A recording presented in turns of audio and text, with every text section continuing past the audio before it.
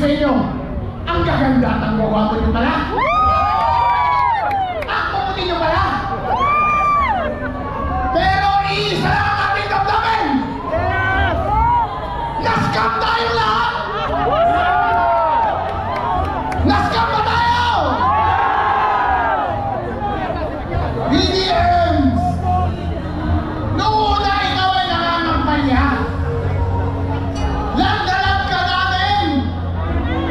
Dahil sa wakas, ibabalik mo ang dignidad ng mga Ilocano. Ilang dekada kami ay nahihiya.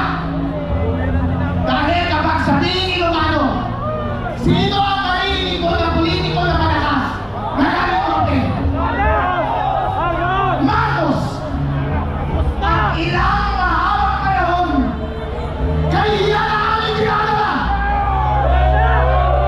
Kaya nung ikaw ay bumalik, binigyan mo kami ng pag-asa. Noon yun, nagbulag-bulagan kami kung ano man ang naging pagkukulang ng iyong pamilya. Adik pala! Hindi namin pinansin dahil inisip namin siguro hindi naman gagawin ito. Siguro hindi na naman gagawin yung ginawa ng tatay niya.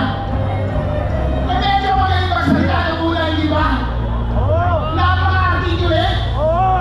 Kaya lahat ng mga Ilocano sumama sa kanya. Pero hindi natin nakilain. Sabi nga ni Ivy kanina, Adik! nagkasulit pala!